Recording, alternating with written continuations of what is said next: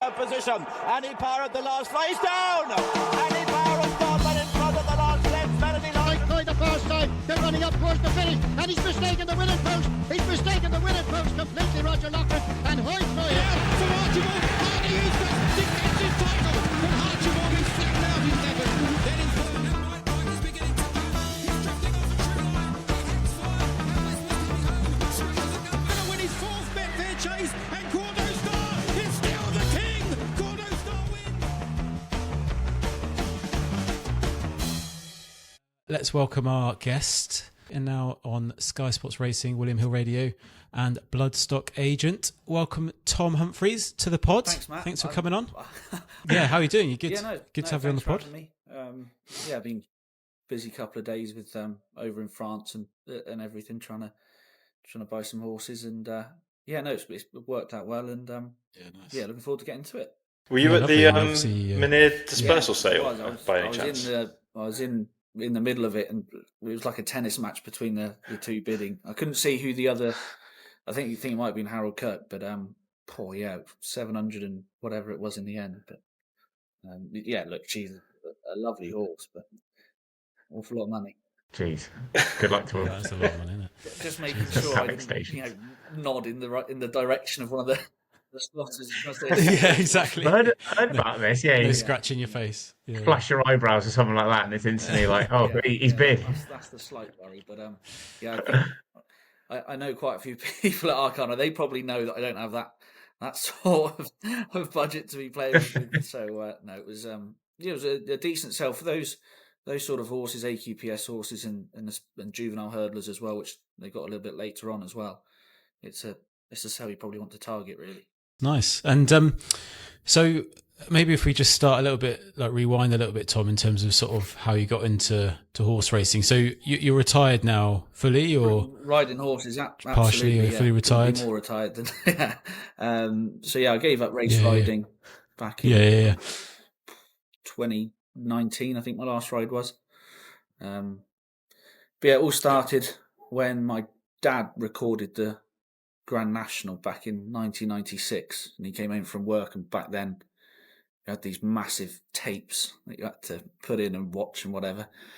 And it's the earliest memory I've got. So what was I, 2? And I remember seeing this. There was one grey horse in the race called Son of War, and the jockey fell off it at the canal turn second time round, and then I was just watching this grey horse run loose, and I thought, this is the best entertainment I've ever watched. So I started watching racing to see jockeys falling off horses. I thought it was the funniest thing I'd seen.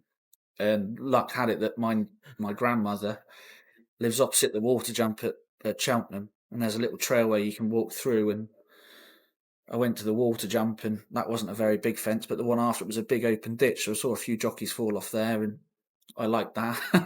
And then since then, I just started watching so much racing. I was obsessed from 3 or 4. I was any videos I could get my hands on with jump racing around the 90s or whatever, but never missed a weekend on the BBC or the Channel 4 racing.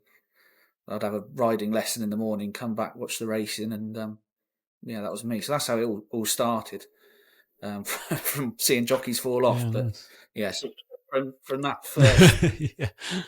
first bit, I'd always wanted to be a jockey. I soon realised the falling off bit wasn't that fun, but that's how it got going. You soon learn, I imagine, if you fall off one, you're like, don't fancy that again. You take 2 or 3, you think, okay, this isn't as nice as what you thought it was. But it was a bit of a different. Didn't have a racing background or anything like that. Obviously, my dad enjoyed racing. My mum had a couple of ponies when she was younger, she said, but bar that, it was just luck, really, I suppose. Did you find it harder to get into racing as a jockey, not from a necessarily horsey background? Because it does seem to be, particularly in this country, you kind of need to almost come from family of trainers or jockeys to get into the game. I think it was more, when I was younger, I could ride to quite a decent level, but everyone had been to pony clubs and stuff like around Cheltenham area or whatever. So I was born in Bournemouth, so around there, the nearest, Respect. Oh yeah, Bournemouth boy as well. Yeah. Oh, yeah. Doing well. Doing all right this Sunday season. next week. Part-time That's Bournemouth. bullshit. Yeah. When's Oh, the last yeah. time you No saw way. Bournemouth, Duncan? Cut off the racing, absolutely. boys. We're going to talk about this now. But, so yeah, from like your question, Elliot, if you do see, look, you do see a lot in racing where people's sons or daughters do well, but that's not their fault. They're born into it, and if they're good enough, they're going to make it. I was never like spiteful in that way, but the tricky bit I found didn't come from racing, because it's what I wanted to do, and in my head I didn't want anything to stop me. But there wasn't any yards near me really. The nearest national hunt yard was Robert Olner, who was near like Blandfordy Way or yeah. Blandford, wasn't it? Yeah. And I went there a couple of times. So the only time I really got to ride racehorses was in my summer holidays when I was 14. I'd done work experience at Kim Bailey's. Went there, and that was a bit of an eye-opener. I thought, okay, I need to really to get better at this, because I was awful. And then from there, I left school at 17, rode out for Liam Corcoran. His son's doing really well at the moment. Liam Corcoran, a proper claimant, you just keep an eye on. And then went to the racing school, and from there, I might have got more opportunities if I was from a racing family, and then I would have had more people to know in that sense. But if I was brought up in Cheltenham, I don't think that would have been a problem really, or wherever, Lambourne or Newmarket. That makes sense. Or nearby a train you could get into. But What's the racing school like? Yeah, I mean, when I went good there, springboard for I could ride pretty well for that standard. I don't mean to be big-headed. I definitely wasn't a great jockey at all by any means. But going there, it was more I couldn't put a cross nose band on, didn't know how to put a breast girth on, didn't know, I could ride, someone tack a horse, I could do whatever they wanted with it, but tacking up, couldn't put bandages on, just stuff like that. I needed to go for that reason, really. Because if I went into racing, I had to ride out. When I was... Yeah, like the basics. When I went to Kim Bailey's, and they let me ride out one horse with the string, I'd need to be... And they're all having breakfast. I'd miss breakfast just to try and tack up, so I was out on time with all the others, because I couldn't do it. I just... All this stuff, and... So yeah, racing school, it's hard. Like they make sure that if you leave the racing school, you know that the graft is going to be hard, and because it is, racing is, anyone that says it's different, it is really hard work. But when it's something you want to do, I suppose in racing term, you've got your blinkers on and you've just got to keep heading forward. And I'm glad I've done it. It helped in that respect. And to be fair, the horses there are pretty horrible because they're old races, and you get kids on them that don't really know how to ride. They're grabbing them up by the bit rings and they're just fighting you the whole time. It's not like you can settle one and say, "Oh, come on, we'll teach you to settle." These are about 16 or 17. They know their job. So yeah, I suppose you get to learn to ride difficult enough horses. So when you do leave there and you go into a yard, they're actually much nicer rides on the whole. Where is the racing school? How does that all work? Do you kind of just go and stay there for a while, or how does it work? It's like college for racing school. Anyone could go. If you've never ridden a horse before, you can go. I mean, that would be a bit daunting, but you can. So there's one in there's one Baptism in of fire, which is where I went to, and Doncaster, which is where I've done my conditional jockeys course as well. So there is two. And yeah, look, if anyone is thinking about it, and I remember there was people there that hardly even touched a horse that went there. They didn't last too long, but you can, if you want to. Joe Anderson, he's the perfect example. A good friend of mine who's riding well at the moment for Jamie Snowden, Grace Harris, whoever. I don't think he'd rode many horses before he went to the racing school. And there's a video of him trotting. Honestly, it's like a monkey on a football. Like he doesn't know what he's doing. And now look at him, he's near enough going to ride his claim out, or has done. Well, no, nearly has. He's rode in some of the biggest races going, and he's a perfect example of someone that has come from nothing to do with racing. But if you want to get your head down, work hard, and you want to achieve it, then it's doable. It's quite nice though, because you, like you say, you see a lot in the, in the media or the sort of more popular jockeys that come from that sort of background, that life, that history. So it's quite nice that it can be quite open to, anyone that's that's got a sort of a passion for horses and stuff. So yeah, it's good. Is it every kind of jockey, any kind of jockey or someone who wants to go into becoming a jockey has to go through that? It's almost like a qualification or something like that, or is it? Like if you want to be an apprentice, conditional, Yeah. whatever, amateur, you have to go through a racing school to pass the test that proves that you're not just some Jim Bob walking down the street and think, "Oh, I fancy a ride at Stratford next week." You've got to, pass fitness tests and everything else. And the fitness tests is that they are tough. It's not like just go on a treadmill for 5 minutes and if you survive that, then away you go. It is brutal. So they don't miss a trick really.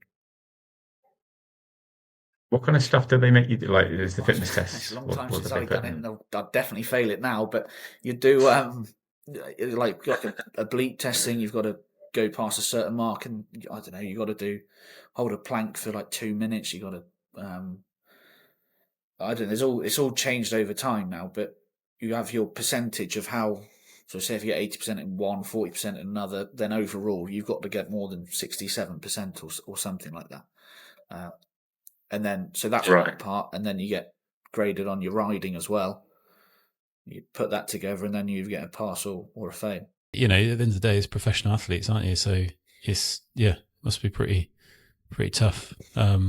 Maybe if we just continue a little bit about your jockey, your riding career. So you raced for about 10 seasons, I think, and 108. 10 seasons ago, rides. Mate.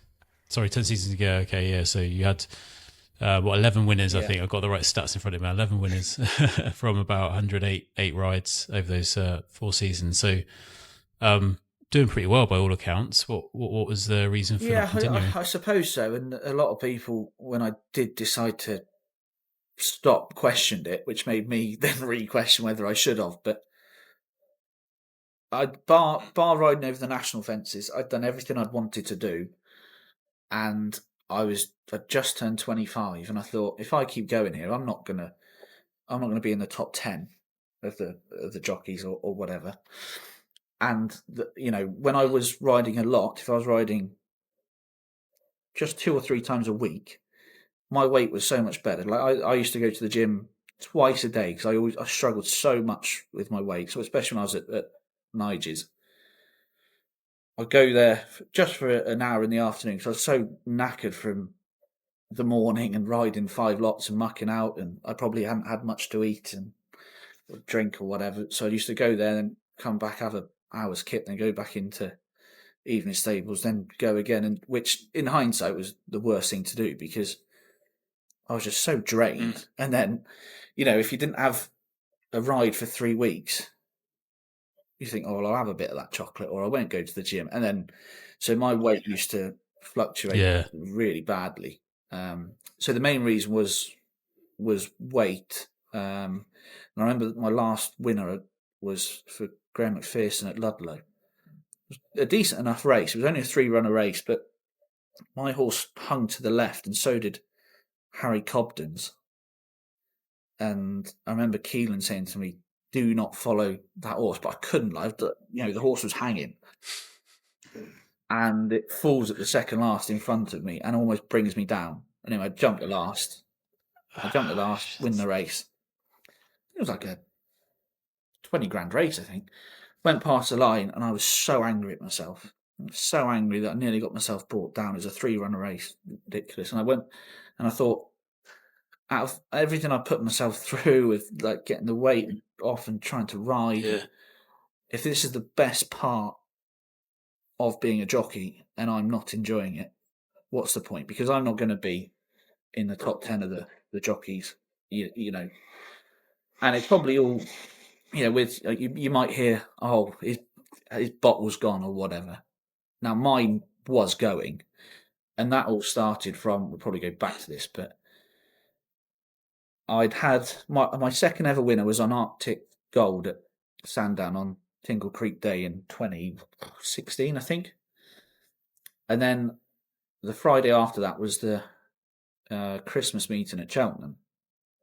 And I was booked for Temple Ross, had been placed in a novice hurdle at Cheltenham the time before. Big ride for Tony Bloom. Price-wise had tipped me up saying Tom Humphreys claiming 10, look, could be a future star. All of this in the Racing Post. And he was smashed up, went off 3-1 favourite, got down to the start. Nigel said, look, jump off handy, all he does is stay. And there wasn't much pace. The tapes went up. As the tapes went up, he shied. Everyone else has come past me. They've gone a crawl, and he's missed every hurdle out the back, and I finished 9th. I thought, that's just, my career's done. This is the worst day ever. Went in the shower, came out, and I was watching the next race. It was a 3-mile handicap chase. And Nigel had a couple in it. And Coggrey was running. Now, he was a bit of a legend, Coggrey, but he could headbutt a fence if he wanted to.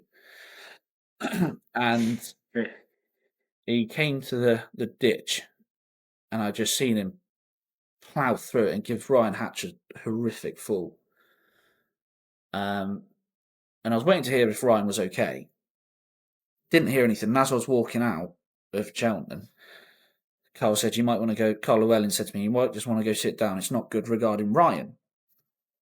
I was like, okay. And then there were so many mixed signals. I haven't actually spoke about this ever, really. Ryan Hatch wouldn't know this either, I don't think. But I walked back in and sat at Cheltenham, and Sam, very good friend with Sam Twiston, very good friend with Ryan.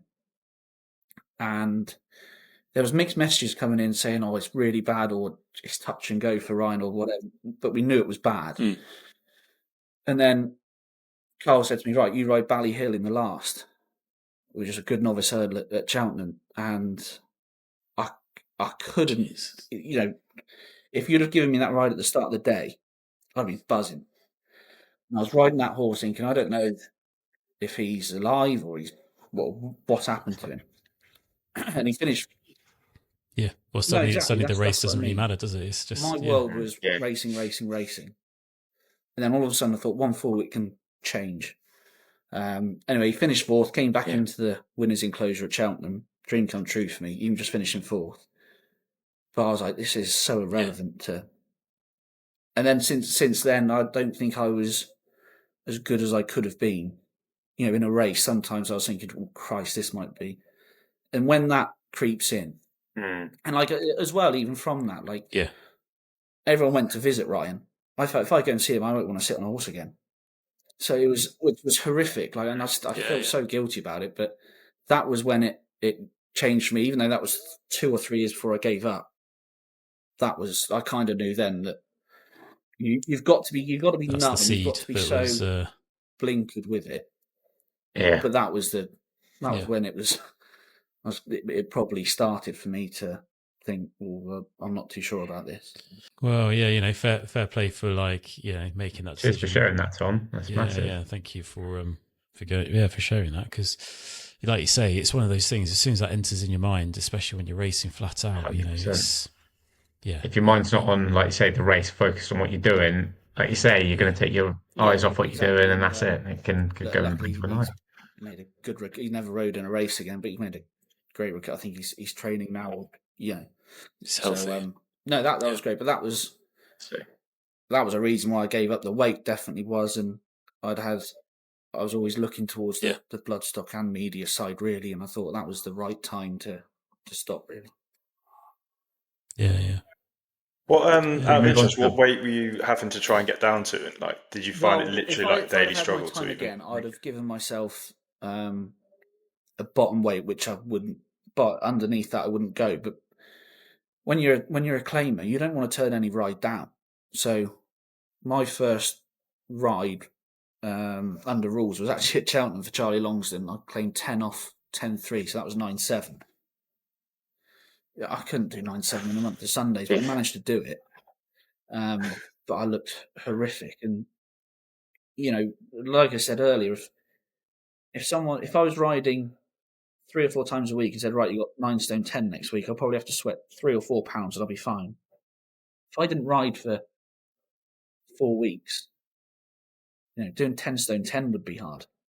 that's how much the weight went Wow. up. And when I had my only ride at the Cheltenham Festival, I hadn't ridden for 6 weeks before that. The biggest ride I'll ever have, and I hadn't ridden in a race for 6 weeks. Not only fitness wise, but sharpness. That's quite a funny story regarding that race. I might come to later, but yeah, it was hard mentally and physically, and I look at some of these jockeys today where they haven't ridden for 3 or 4 weeks and they're getting an odd ride here and there. I just think, how on earth are you doing? How? Yeah. But fair play to them, much stronger willed than I was. But yeah, I found that. It's interesting. Is that kind of managed by the? Sorry, Donald. Just on that, it seems almost counterintuitive if you're going to have a ride on the biggest days at the Cheltenham Festival that you want that match practice. Is it more the yard trying to protect your claim, or is it just a lack of opportunities? It wasn't. I mean, Nigel's horses that season, from around mid-January onwards, they weren't running particularly well, and there wasn't many of them. And as well, Willie Twiston Davis had just come back. So at that point, it went Sam, then it went Jamie Bargary, and then depending on the weight, me or Zach Baker at the time would ride. Yeah. But then when Willie came in, who was then second to Sam, Sam was riding for Paul Nicholls at the time. So if he went somewhere else, normally I think, we got a good chance here because Jamie's going to ride the first string and I'll be on possibly the second string somewhere else or first string at a different track. And then when Willie came in, so that was a reason why. And then outside rides wouldn't be getting any because I wasn't riding. Like no one's going to put you up and think, Tom Humphries hasn't ridden for 4 weeks, let's put him on our thing at Plumpton. It's just not going to happen. So it was tough like that at times, I suppose. Yeah, it's like two different spectrums. It's if you're not getting a ride often, you've got, like you say, you got to try and stay like as fit as you are getting a ride like every day, every week. And then if you are riding every week, it must be hard mentally that respect, trying to keep it on, every race. Yeah, so yeah, it's tough, isn't it? You don't really appreciate that when you see these guys. More strict with it, but it's because I was trying so hard to keep my weight at a certain level. I was probably so And drained then when it comes to the actual race, you're like, get off 10 pounds. But back then it was 24-hour decks. So these jockeys now having 48 hours to get rid of the weight. Oh, that'd have been bliss. Yeah. They're born liberties. Liberties. I remember I rode a horse for Di Walters at Ascot, and I had to do 9 stone 11, and Zach Baker was riding one for Nige as well, and we both had about 3 or 4 pounds to lose. And at Ascot back then, they had a sauna and a steam room, so I thought, great, we'll get stuck in here. Managed to do the weight, and I only just managed to do it. Rode the horse, he didn't run great. Went back and I had a massive roast dinner. Thought I'm not riding till Boxing Day, and the 4 rides I got on Boxing Day all have 11.7 or above claiming off it. And then woke up on the Sunday morning, didn't have a text off my agent. I thought I'll go with the lads, have a big fry up because I thought, well, I've got 5 days until Boxing Day, and then I'll be good. Why not? As soon as I was at the last bit, the big fry up agent texted me saying, you got to ride tomorrow in the bumper 10 stone or something. It's like, so I had to lose, I think it was 12 pounds within 24 hours. It's just ridiculous. It's ridiculous, isn't it? It's ridiculous. This is what I mean. It's what's come to, Tom. When you're saying about that, you obviously, like boxers and that have weeks and weeks and weeks before a fight to lose their weight. For like jockeys like yourself, you've got a day, maybe 2, to lose excessive weight. It's just not. It can't be healthy. People are better now. Like I was with fitness wise and my diet, especially after, especially when I joined Nige as well. It was an awful lot. It was much better, but I felt you had to have the odd day where you were kind of kind to yourself, and But yeah. I should. Well, yeah, you have to. 100%. I could get a ride at any point. If I'd have just waited an extra hour, it would have helped a bit. But yeah, looking back, I'm so glad I'd done it. I feel lucky that I can say, not many people can say I achieved what I wanted, dreamt of as a kid when I had the Cheltenham winner. So I feel very lucky like that. But yeah, I don't miss it at all. Not at all. Yeah, I mean, yeah, it's a great achievement to be at that level. So maybe talk a little bit more about the winner then as well before we move on to your new Cheltenham pastures. winner, yeah. Well, it's just a great day. I remember I'd won two on him before. I seen the owner at Cheltenham this week actually telling me about this, and I'd won two on him before, and they were in Nigel's colours. And I seen him entered at Cheltenham, and I was jocked up on him. So he was running on the Friday. Wednesday morning, I hear that Arthur's Gift's been bought. And I looked at the race, and Paul Nicholls didn't have anything in it. I was like, oh, well, I'm not going to be riding this. And the owners kept me on it, which I thought was, you know, they could have picked any jockey they wanted, anyone, and they decided to keep me on. And it was his first time at 3 miles, so I thought, well, we'll be a bit patient on him. I remember jumping about 3. I thought, God, this lad's not travelling at all. And I walked the course with Carl Llewellyn on the morning of the race, and he said, when you get to the hurdle at the top of the hill, he said, you just stay quiet on him. Just let him pop it. Do not force him up this hill. And I was literally going backwards, coming to this hurdle. I think I need to squeeze you in. I thought, no, I'll just do what Carl said. He's ridden this course way more times than I have. So he fiddled it a bit, got to the top of the hill, and I'm near enough last, I think.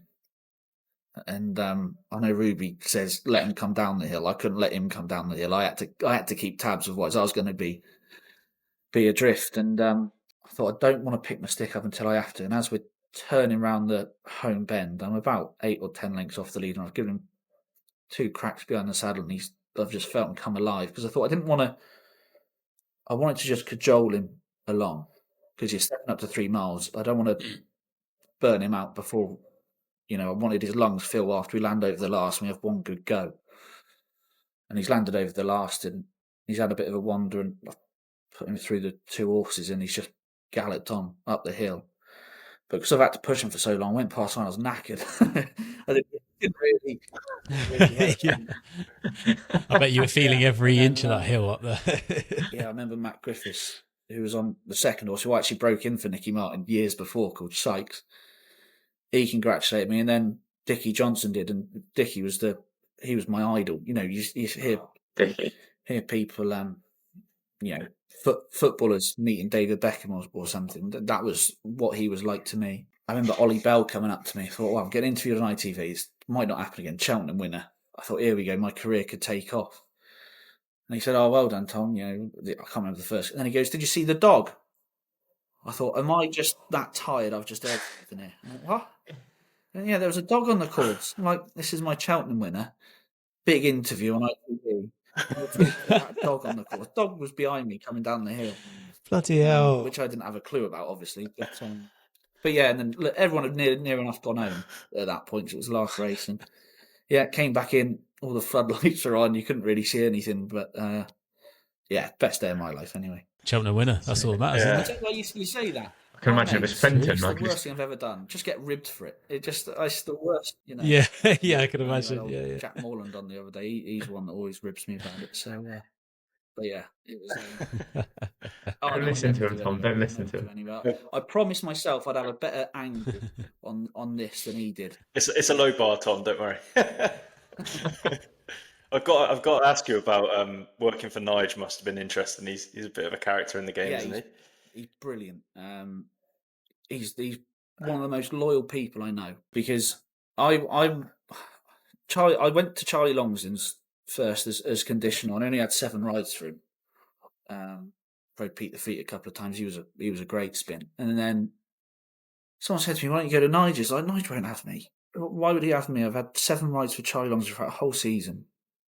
You know, he's one of the best trainers in the country. I remember I rode out there for about 4 weeks, and he said, "Yeah, definitely come along. You claim 10. It's great." And he just gave me this confidence without really watching me, I think. And yeah, my first ride for him was a winner, and he made you feel so good without meaning to. I owe so much to him. Don't get me wrong, he gave me some rollickings as well, but it was great. Yeah, going back to the Potemps. This is quite a funny story. So 26 runners or whatever there is. I was riding Arctic Gold Jamie Barger was on Splash of Ginger, Noel Feely was on Ballymalin. And he said to all three of us, he says, look, get out the gate, wing the first and slot in, try and be within the first 6 or 7.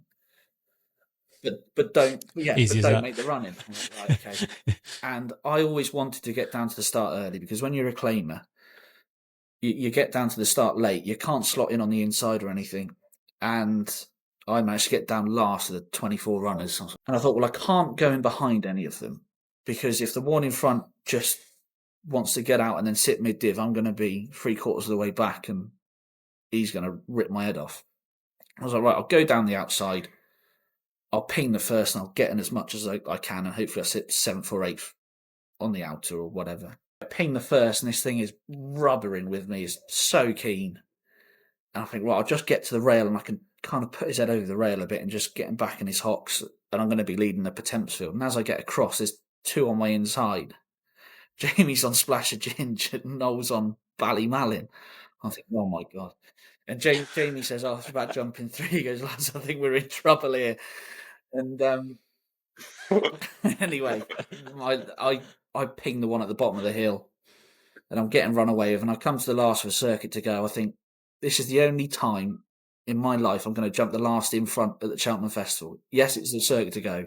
I thought, let's just try and see his stride and get one for the camera. Anyway, Art de God, it's completely different. He ploughed through it and I done a star jump on the bloody thing.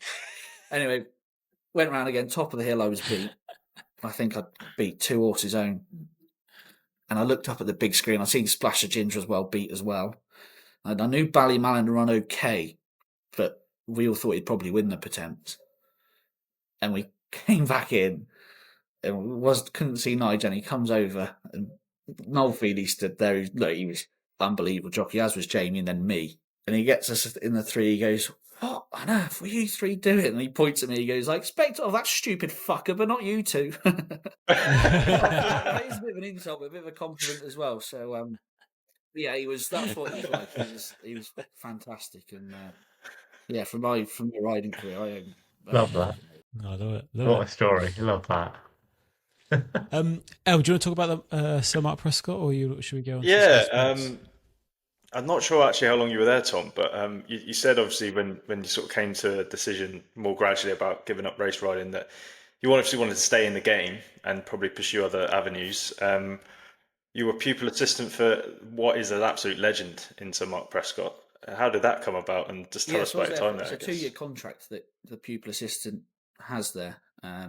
So look, the likes of William Haggis, Simon Crisford, I think Francis Graffard might have been pupil assistant there. Henry de Bromhead, so many good trainers have done that. And when I was coming towards the end of my riding career, I was looking at the Bloodstock, and I'd done a bit of sales and whatever. And I shadowed Tween Hills at the 2019 Book 1 yearling sales. And I went around with Peter Maloney, who obviously bought Honeysuckle and whatever, because he was working for Tween Hills at that sale. He said, you're quite good at this. Why don't you come with me around the foal sales in Fairy House and Goffs for the National Hunt foals, because he sells them as stores.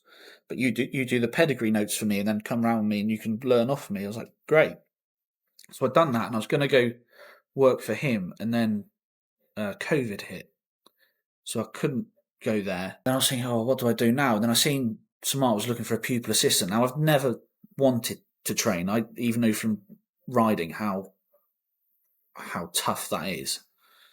But I thought, he has seen more shapes and sizes of horses all over the years. He places them better than anyone. And everyone that's gone there has done well. And I said, it'll be a challenge for him to see if he can make me into anything. So I rang, a good friend of mine is Alex Ferguson, not the manager, dad is John Ferguson. I knew James had been pupil assistant there a couple of years before. So I rang John. I said, look, what do you think? And I spoke to James, and I thought, this is an opportunity that I'd only regret if I didn't do it. So yeah, I was there for 2 years, and it's the best thing I've ever done. It was hard. I remember the first week there, I was thinking, I'm a bit out of this is a bit above my pay grade. This is Yeah, well, look, bit of an when old I was shit a moment. guide, Yeah, you'd ride out in your joggers and wellies. When I went to St Mark's, you had to be clean shaven every day, wear a shirt every day. Everywhere was pristine. The horses were turned out immaculately. It was just a whole different ball game, really. But to work for him, I learned so much, and Will, who's going to take over the license, don't know when, but he's been there for 30 odd years. I think Sir Mark is the nicest man I've ever come across, and he would help you with anything. And I think Will is probably the best horseman I've ever come across as well. Like, those two together are, they're great. And they only have in Newmarket only 50 horses, and what they do with them, they had a great season this year. I was lucky to be there for when Alpinista was there. I mean, I'd left 3 weeks before she won the Arc, because that's when my contract was up, which is a bit annoying. But yeah, it was the best thing I've ever done. Like, going around with him, you'd see how you could train through different faults in horses. So especially at the sales, anyone can say, "Well, that's wrong with that horse. That's wrong with this." Blah, blah, blah. All right, well, yeah, but if you train it like this and you can do that with it, and you do this or whatever, he was. yeah.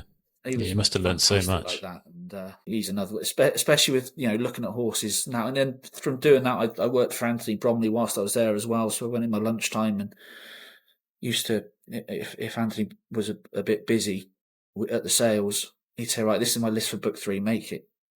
Give me a short list of ones I should look at." If I'd have been at any other yard in Newmarket, if I'd have approached him, he might have said, "Well, don't know. You can come with me if you want or whatever." But because you are the pupil assistant with Sir Mark, you've got to, I suppose, impress him. He was probably really struggling at the time. It was COVID, so there's probably not many people could go for the job, and I was just the one that luckily got it. But yeah, I learned there was, nice.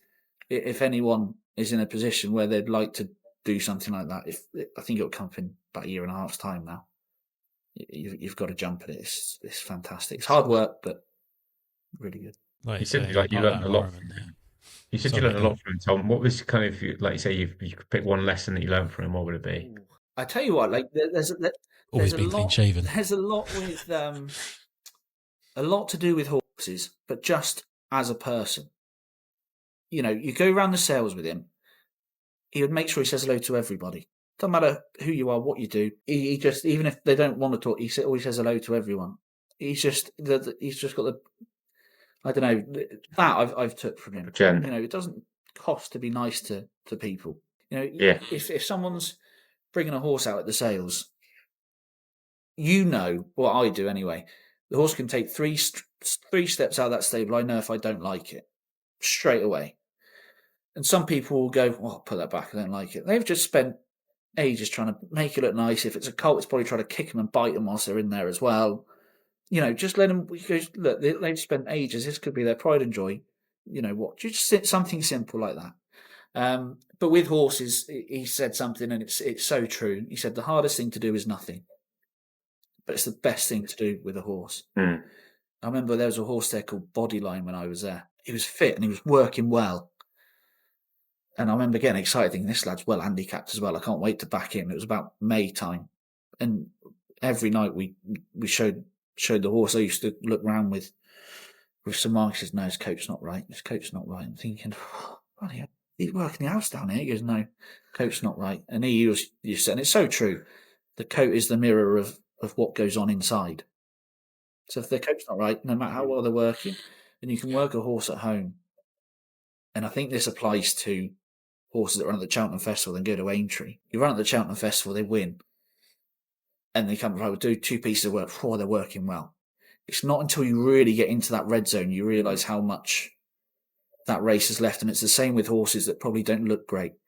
Yes, they're working well, but if you really push them, there might be a little bit of a problem waiting to catch up with you. So, yeah, the hardest thing to do is nothing. But if you do nothing, it will repay you in the end. Just a bit of patience.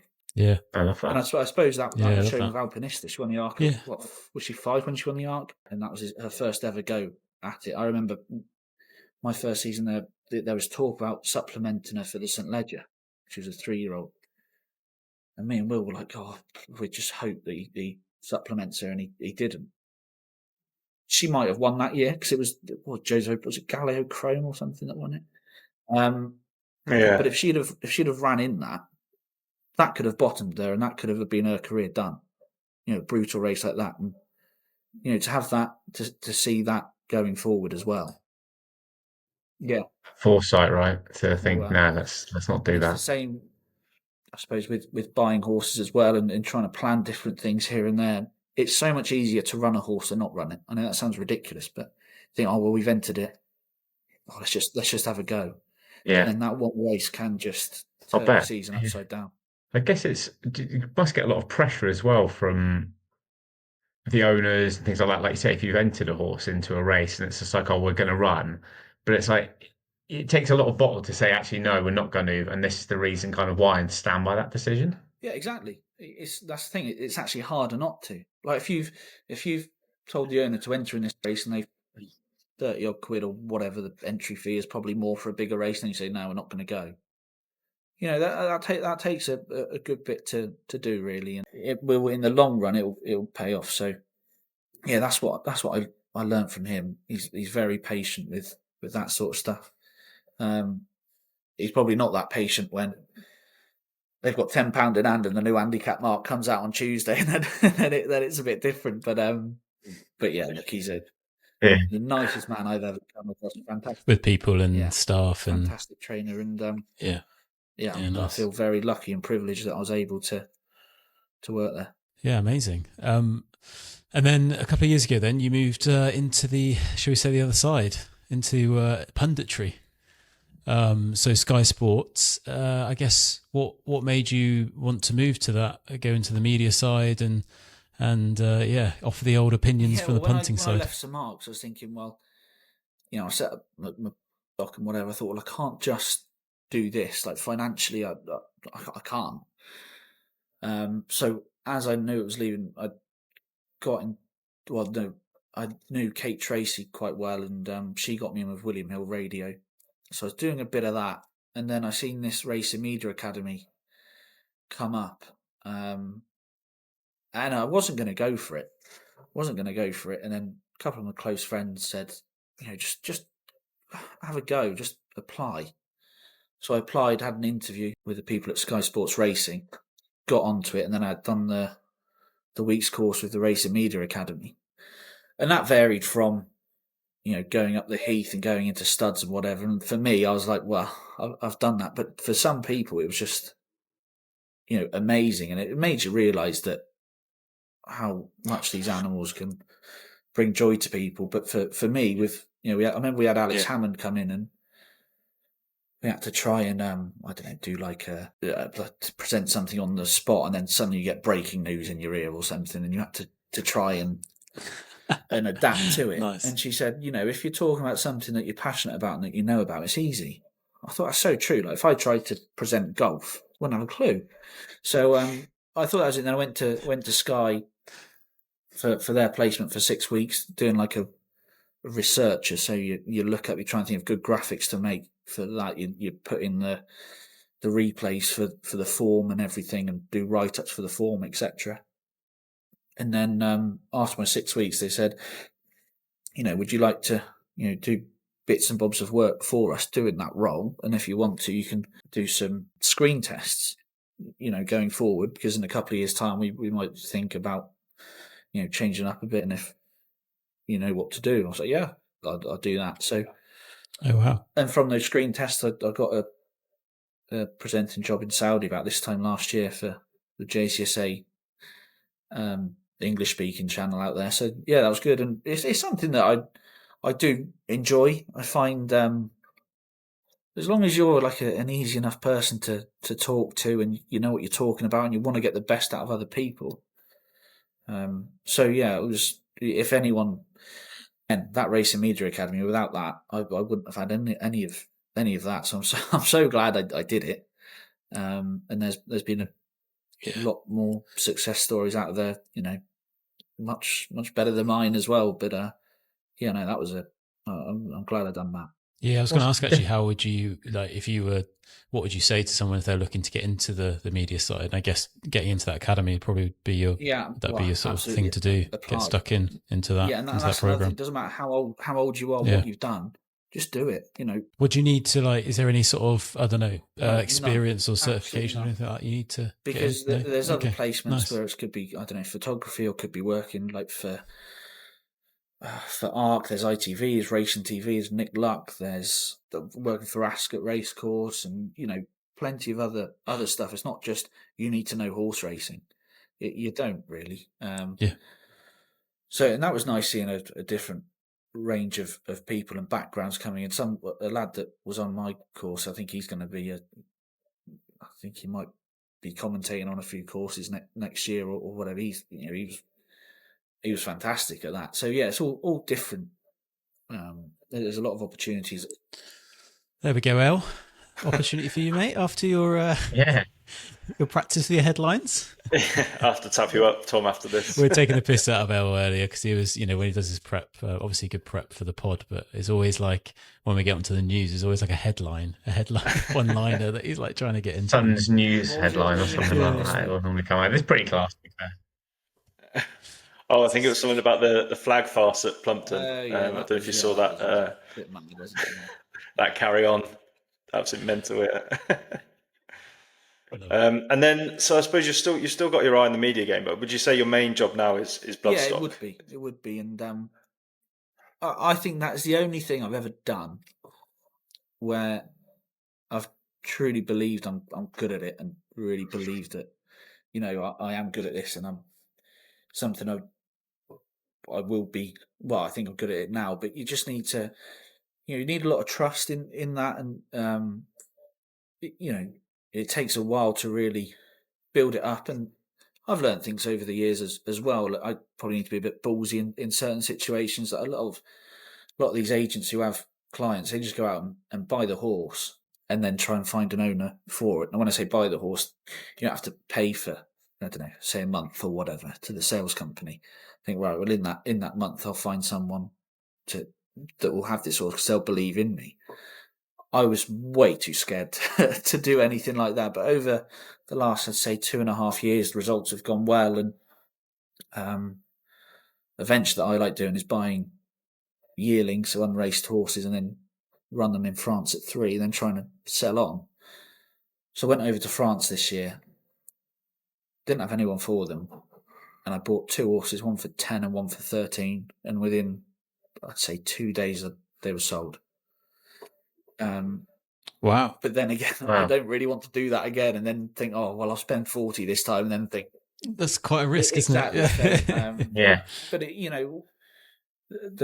the more clients you have and that believe in you, you can do that. Because, look, I've got this horse. Do you want it or whatever? So, but yeah, that's the one thing I think with everything we've spoke about, from riding to working with Sir Mark, Peter Malone, Anthony Bromley, and even doing stuff for William Hill and Sky Sports. You're looking at the form, you're looking at the confirmation, you know how everything works. The Bloodstock is everything that I have previously done rolled into one for it to work. So yes, like I said, it's the one thing I've only ever really believed in myself in. When I was a jockey, I thought probably not good enough for this. When I was at St Mark's, I thought probably not good enough for this. Same with the media. There's always someone better. But I do believe with the Bloodstock, I can buy people nice horses. Well, it's almost like just on that, Tom. Yeah, I was just going to say, because Matt is classified himself as the racing idiot of this pod. He doesn't know very much. I've never said idiot. That's racing. You that said that, mate. I'm pretty sure it was you. But for people out there who may not know what Bloodstock agent does, like, could you, like, layman's terms it for someone in like a couple of sentences what it actually means to be a Bloodstock agent? I suppose. Well, maybe not. Okay. But you basically, an owner might come to me and say, look, I want a horse, I want a 3-year-old, and I want to try and win the Fred Winter with it, for instance. Right? I'd go out and try and find one privately, or there might be a sale coming up and be like, look, I've got 25,000. I just want a nice horse or whatever. Find me a horse for that. That's good value for money. So then you go out and you check the leg. If it's an in-training cell, you check their legs and make sure they're sound and if they fit the right profile. And the in-training one is more based on form, and you're just making sure the horses don't have any problems. Whereas a yearling, which is I think where I'd probably be best at, you've got to really look at the physical, really look at it. And how I do it, I just try and keep it as simple as possible. So when I'm looking at a horse that's never ran before, I'm obviously looking at it because I like the pedigree of some, or I want to see it. So I think, well, if a horse wants to run faster than everything else, it's got to want to run fast. So if it comes out and it looks like piggy and it's got a bad attitude, I won't keep that on the list. I've probably crossed off good horses in the past, but I don't want to buy a horse for someone, say, here you go, here's your horse, and it's trying to kill everyone. It doesn't want to go out the yard, So attitude is the main thing, because you can't put that into a horse with a bad attitude. You're not gonna. That's done. Second thing I probably look at is the depth of a horse. So from like their withers to the bottom of their belly. The best example I can give of that is Constitution Hill. He has so much depth. So we were talking about exactly that what we were earlier. saying about before, and he looked massive on the it gallops can the be other confused day. with horse being fat sometimes, but he's not. The bigger the depth.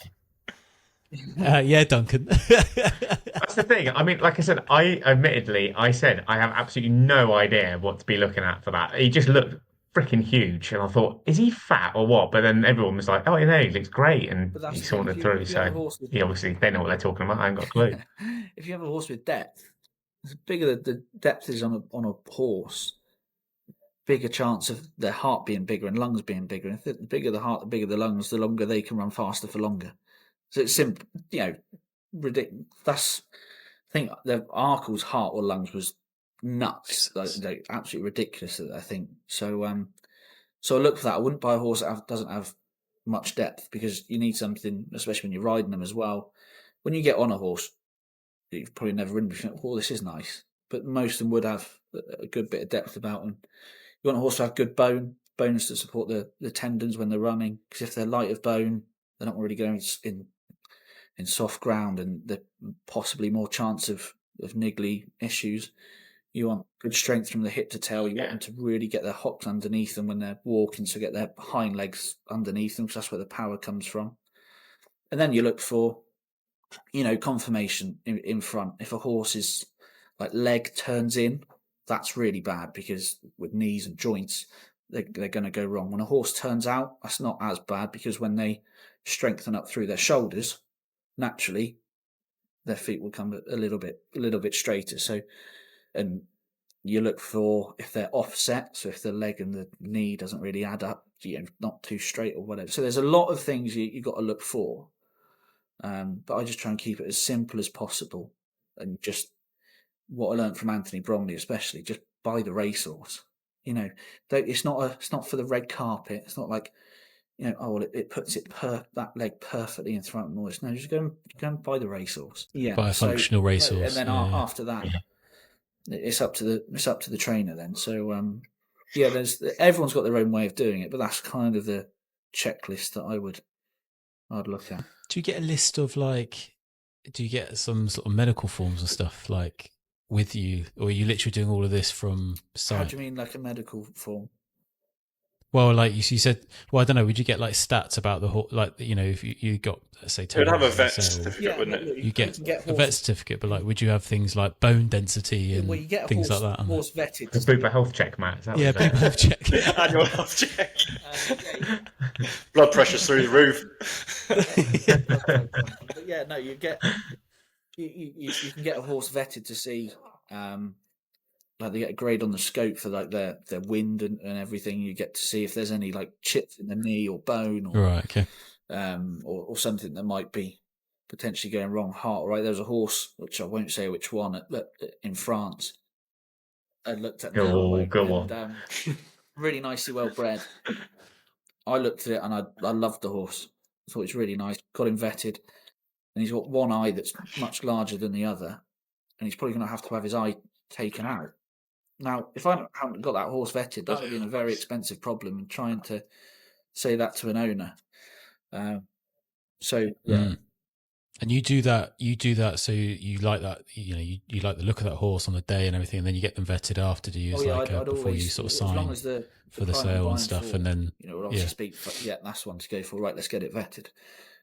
I wouldn't buy a horse without an unraced one without getting it vetted. Even more so a one in training, but and it can be expensive because the vetting can be just a couple £100 or whatever. So then you can go in, you get the horse vetted, and then you're underbidder. And if that keeps happening, but in that case the other day, that was the best couple of £100 you could have spent because that saved your house. Whoa, yeah, exactly. Yeah, right. And you touched on it a bit there, Tom, but just in terms of, I often hear trainers when they're looking at young stock or whatever talking about the walk, or like he's a good walker, for example. And that, I mean, Jack sent me a video. I've just got involved in another flat horse for the season next year, but he sent me a video of it walking around, and I'm thinking, he'll sell anything. He would. God. I should have come to you, Tom. That's what I should have. He sold your shit. He sold your shit. Doesn't he know?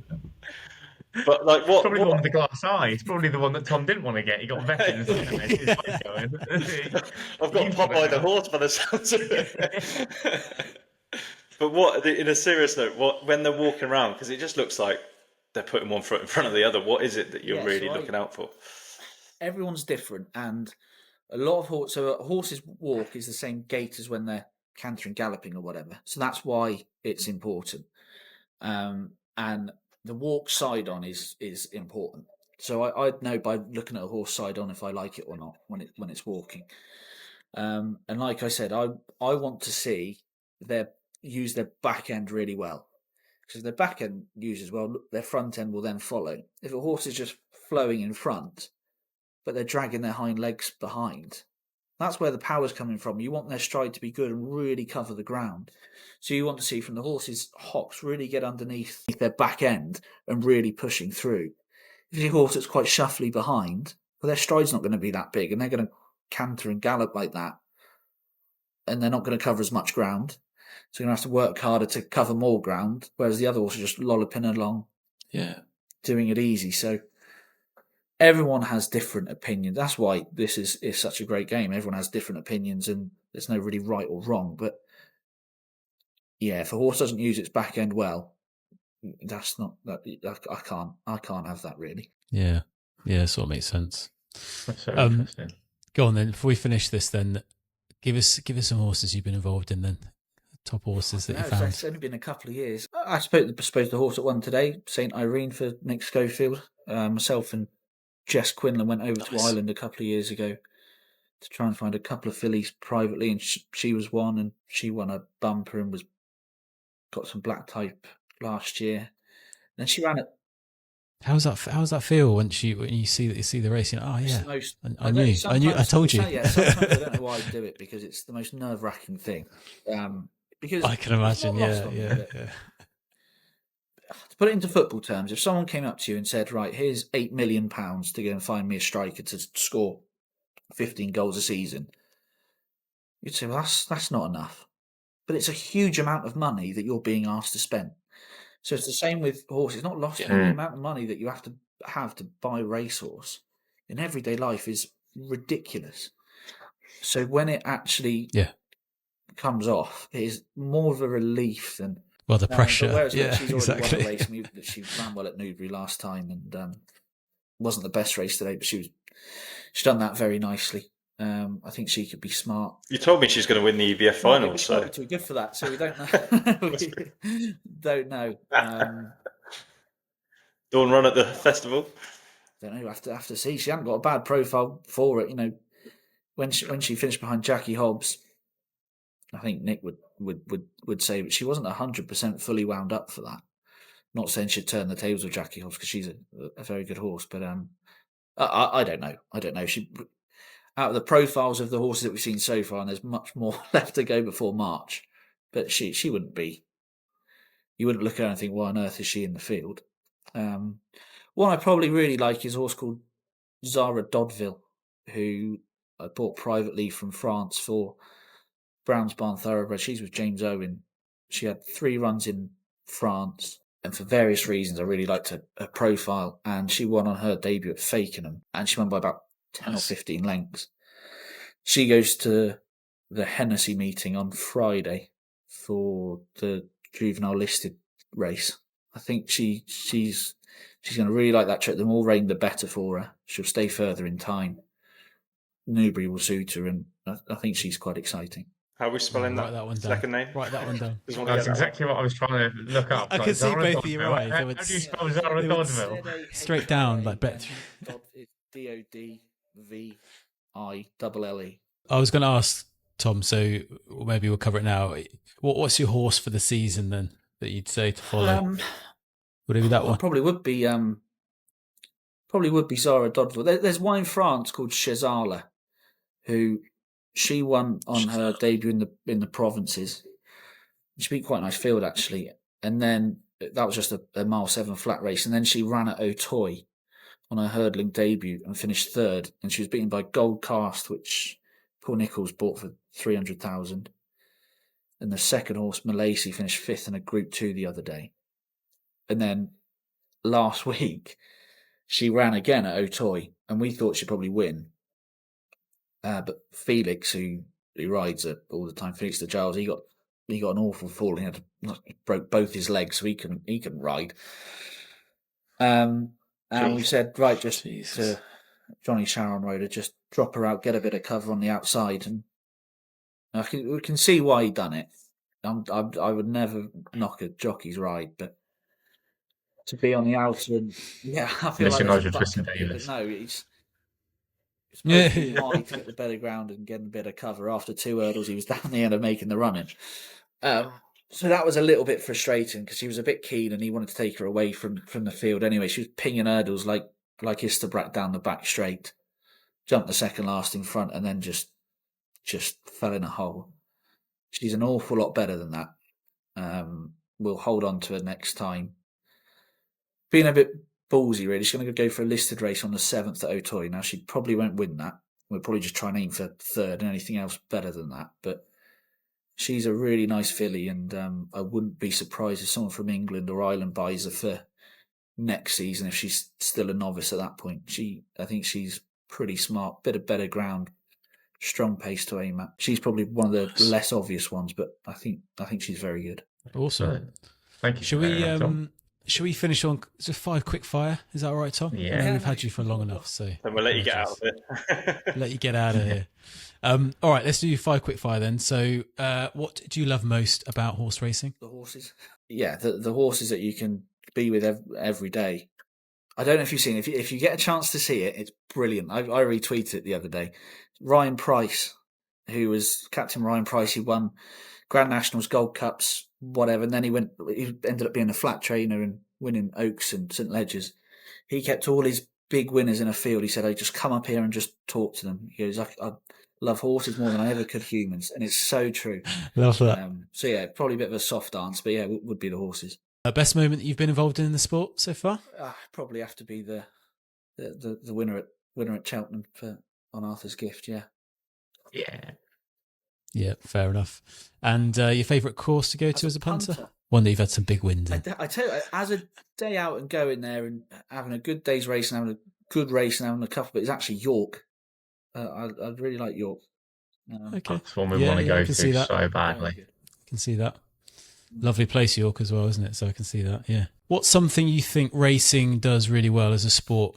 I think getting more people involved. Everyone's saying we don't do enough, but there's a lot of new initiatives now, and we are getting more people in. I think that is good, and giving people opportunities to come into yards. I think Fergal O'Brien's done great over the last 10 years or so, getting new people into his yard. You can be, because before then it was like, well, how do you get into a yard? You can't just walk in. If there's an open day, then we'll go. Whereas with Ferg, you go in, you make him a cake, you're in, and you're on the gallops with him. So I think he's done very well with that, and I think a lot of people have followed suit since. Not the racing league, then. You didn't mention that. Not about that. All right, and then what's the one thing you'd say the British racing can change and improve? If you were running it, what would you do? We need to find a way to make the prize money better. it's ridiculous. That's why, Yep. you know, I've looked at the French venture, and I've got plenty of owners that now have horses in France. But, you know, the prize money out there, you can win equal to a novice chase out there. A 4-year-old chase is worth €60,000. Over here, sometimes it's barely 3. Jesus. Yeah. It's crazy. What's so different over there then? What was the It's the funding model, I think.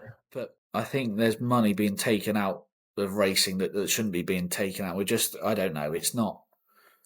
How can you? Doesn't how add can up, you say does to someone, right? Want you to own a horse with?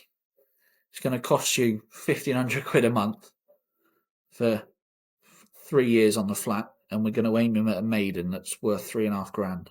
Unless he's a superstar and you're going to sell it, or it's going to be a stallion or breed from it, whatever. Doesn't make business sense, you does have it? to be Yeah. extraordinarily well off, and that's why syndicates are obviously the way forward. But it's, you know, if I just got someone in the street that says knows nothing about racehorses, and said, "Well, look, you got to pay this, and this, and this is what you're running for," they'll look at me with 4 heads. Yeah. Yeah, Are you in? Are you in? Yeah. Yeah. Somehow worked on me. I'm not sure why. It worked on me as well. Yeah, it worked on me.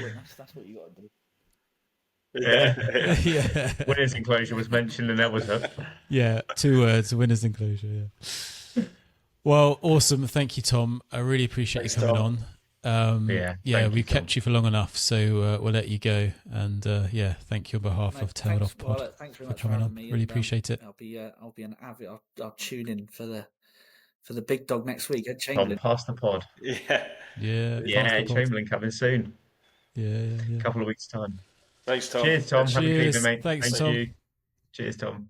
Position. Annie Power at the last race down. Annie Power has gone, but in front of the last left. Melody Lloyd. Right by the far side, they're running up towards the finish, and he's mistaken the winning post. He's mistaken the winning post completely, Roger Loughlin, and Hoy